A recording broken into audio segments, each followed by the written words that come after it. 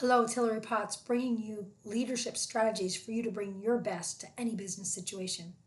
I'm the author of several leadership books, including the Executive Transition Playbook and The Truth About Change, where I share time-tested leadership advice so you can lead yourself and others to achieve positive business outcomes.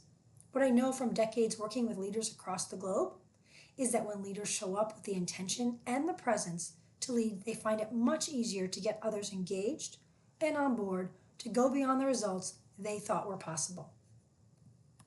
In today's segment, we're going to talk about the power of feedback. During times of change, we're asking people to try new approaches and take on new activities. And it's normal for people to feel a bit tentative and intimidated because no one wants to make mistakes or fail. Feedback is an important part of the change process. And in this segment, I want to share ways in which you can accelerate results by increasing positive feedback, even when you feel there's nothing good to say about what's going on. We'll also have a chance to discuss how to turn criticism into constructive dialogue, which motivates people to take accountability for their actions. All too often, as leaders, we're always looking for problems to resolve. And so our comments can be construed a bit more as criticism and negative feedback, and this can cause even the best strategies to flounder. Our emails, phone calls, body language, they all give input. Imagine the phone rings, you see it's a colleague who is always complaining. Question, do you answer it or do you let it go to voicemail? Likewise, you're scanning your emails and unconsciously you're making decisions about what's important and not. And often it's not based on the priorities, but on who sent it and how it's presented to us. So ask yourself, when you send messages, do people want to answer the calls or do they let them wait? Giving and receiving feedback helps people know where they are on track and what areas that they need to make adjustments. Feedback provides the dialogue and input from very different perspectives. In the way we speak, the tone we write our messages, our verbals and nonverbals, and even our silence all convey subtle feedback to our colleagues that either makes people want to engage or avoid the discussion. So on a scale of 1 to 10, how would you rate yourself in giving feedback? Second question, how many times a day do you consciously provide team members and colleagues with positive feedback? And do you think it's enough to get the job done? A Gallup poll shows that feedback is highly underutilized. Millennials, who by 2020 will make up over 70% of the workforce population, said they want feedback but aren't receiving enough of it from their managers. In fact, the poll showed that only 19% of millennials say they receive routine feedback. And of those receiving feedback, only 17% said the feedback was meaningful. So something's not right here. As leaders, we feel we're maybe giving enough feedback, but those receiving it say it's lacking or it's just not working for them. For starters, leaders need to be visible and available to observe and provide timely feedback. And during long work days and in times of change, leaders are not always available for these crucial conversations. People can see that a leader is visible, and they may not want to say that they actually need more input and help from the leader. So people want and need input from you, the leader. And despite the importance and desire for the feedback in the workplace, only 21% of people said that they meet with their manager on a weekly basis. If leaders are not engaging with people on a regular basis, we shouldn't be surprised that engagement and productivity suffers. In another segment, I share what I call the visibility matrix, which helps leaders find creative ways to engage with others and stay connected. Giving feedback is an important component of the visibility matrix. Ken Blanchard, well-known author of The 1 Minute Manager, says, feedback is the breakfast of champions. So the more conversations people have with managers, the more engaged people become. And when people are engaged, they begin to own the work, which breeds productivity, which leads to results. Well, we can learn a lot from looking at sports coaches. They know the value of consistent, constant, positive feedback. Coaches monitor small actions, play by play and action by action, and they look for ways to reinforce incremental progress versus harping on what not to do. The action may be a small foot placement, or how someone holds the ball, or where they look downfield. Feedback provides specifics on someone's actions. And so what I'm suggesting here is that we give more in the moment, real-time coaching and feedback. This means taking larger tasks and breaking them up into smaller actions. It makes it a lot easier for people to try approaches when they know it's a smaller task. And it also allows us to give feedback on those actions and behaviors. When we provide positive feedback, there are a lot of benefits. People get engaged and they're excited. They're willing to do more, and it enhances productivity. Positive feedback builds harmony and collaboration within the group, and it builds trust and respect amongst the colleagues. So the choice of words, the tone, the timing, the tenor, all contribute to encourage people to want to be part of the effort or not. Some leaders will tell me, well, no news is good news, and they hire these very smart people and empower them to make the changes, and the leader gets out of the way. And then they wait for the results before stepping back in. Actually, no news is not good news, and it could be well too late. In my decades of working with organizations, when leaders are not involved, the smart people, yes, they'll chart a course, but it may not be in the right direction or fast enough. And others, well, they don't always figure it out for themselves. While we may be thinking we're empowering people by stepping away, people don't always know how to take accountability for the work. People want and need a leader's input. As a leader, you see progress from a very different vantage point and perspective. And this input, your feedback, brings it all together and helps people with the information to move in the right direction. So here are some ways in which to build feedback into your daily conversations. While people might tell you that they don't want feedback, they're actually saying they don't want criticism. So start first on focusing on what people are doing right and provide the feedback on what's working. Instead of just watching for results, look for signs that people are moving in the right direction. Provide the positive feedback, even if it feels like it's on a very small task.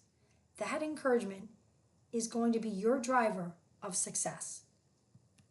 And no one appreciates being criticized, and they would prefer to avoid the conversation altogether. Criticism tells people what's wrong, but it really shares what's needed to improve. A leader recently sent off this email. He thought he was sending a very clear message to a team member stating that some of the actions he would no longer tolerate. His email didn't say much else. And unfortunately, the direct report ended up focusing more on the harsh tone of the email and refuting the messages versus really thinking that there may be an opportunity for improvement. So vague comments can cause people to flounder. Instead, turn your criticism into constructive feedback. If someone's not performing, they're going to need specific feedback, specific input that tells them where they're off target and how to get things moving in the right direction. What actions do they specifically need to take? So how do we find the balance between positive and constructive feedback? In a 2013 HBR article published, a research study examining effectiveness of 60 business teams in a large information processing company. And they were measuring the ratio of positive to constructive feedback on performance. They measured performance based on financials, customer satisfaction ratings, and the 360-degree team feedback. And this is what the study found. The highest performing teams, their average ratio of positive to constructive feedback was 5.6 to 1. That's almost 6 positive to 1 constructive. The low performing teams, however, were actually reversed and almost 3 negative comments to 1 positive. So what's this telling us? Positive feedback contributes to high-performing teams and stronger results. People want feedback, especially positive feedback. It encourages them to do more and head in the right direction. And if we know that people want input and we increase our dialogue with people, then we're increasing engagement and therefore increasing actions. So how can we do this? 1, set mutual expectations. Identify what you're trying to achieve and define the clear set of actions and behaviors to meet those expectations. This gives you and your colleagues something very specific to focus on and to dialogue around. With clear expectations and defined actions, it becomes a lot easier to give both positive and constructive feedback. 2, you want to be objective and as clear as you can. Use fact-based, objective language versus subjective language. Subjective comments such as, just do it, you're empowered, let's be strategic, you can delight the customer, are very subjective messages that don't give enough information about what to do and how to carry out the task. While you may think you're giving people the leeway to make their own decisions, these kinds of statements are often misinterpreted. And I found that leaders focusing on actions and that are specific and pinpointed with their comments can help people accelerate the work output. You also want to own your messages to create a feedback-rich environment. So using I messages and encouraging others to share their ideas, getting it out and finding out what's working and giving positive feedback on a regular basis. And when things are off target, well, refrain from criticizing and reframe your comments into constructive feedback. Give someone an inkling of what they should be doing or what actions they could take to get moving in the right direction. And then, if you really are trying to create a feedback-rich environment, which I'm told by many leaders that they don't get enough feedback, think about this. It can be very uncomfortable for others to share feedback, especially when the person sharing the feedback is more junior to somebody or there's not a strong relationship. So instead, they say nothing. So when someone steps forward and gives you input, avoid the natural reaction to deflect it. You maybe have taught that to be humble, that you must deflect positive feedback or accolades. Unfortunately, this will shut down the very input you're looking for. And likewise, when someone comes to you with something wrong, notice your reaction. Are you inadvertently trying to kill the messenger and trying to shut down the conversation, or you're letting them voice what they see in a way they see it?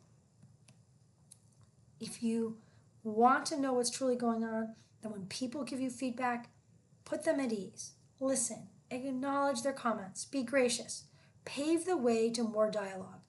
And if you're uncomfortable with getting positive feedback, all you need to do is politely say thank you. You don't have to disagree, you don't have to deflect, there's no need to rebuttal. Listen and be grateful someone is willing to tell you what they see from their perspective. The more accepting of input, the more you will get back. And you can start to create the two-way dialogue, and you can break down the communication barriers to build the trust and respect for a feedback-rich environment. Like athletes, we can enhance work performance if we would identify and track individual behaviors. I mentioned those smaller tasks, especially when we're trying to ask someone to do something new or different, or something that may not be in someone's comfort zone. A savvy leader observes and even measures the individual behaviors and actions that will lead to the results. So let's take an example. Let's just say you want to start increasing the amount of feedback you're giving to people. Well, start by setting a goal. Set your own expectations. Get out and start providing feedback, and then start tracking it. Check off the number of times you give feedback, maybe using your calendar, a date timer, or a notebook. Something pretty simple that lets you start to see if you're trending in the right direction. And if you're like most leaders, achieving results is going to be job number one. By creating this feedback-rich environment, you're going to cultivate and encourage everyone to share their input with one another. So be out looking for the 5 to 6 positive comments to 1 constructive comment. If you have some constructive feedback, it's best to give it one-on-one versus within the whole team. And you don't have to do 5.6 to 1 in every conversation, but over time, you want to be considered more of a positive feedback giver than a negative one. It's been great chatting with you. This is Hillary Potts with Leadership Strategies to help you bring your best. If you've liked what you heard and are looking for more ideas, then check out my website at www.hapgrp.com for more tips and tools and blogs and podcasts and my coaching and consulting programs and approach. You can access my books on Amazon.com. The Truth About Change walks leaders through how to successfully lead strategic initiatives. The Executive Transition Playbook was written for leaders who want to make the most of the first 100 days in their new role so they can gain the knowledge about the business, they make meaningful connections, and they determine how best to lead. So, until next time, continue to bring your best to leading yourself and others. Bye for now.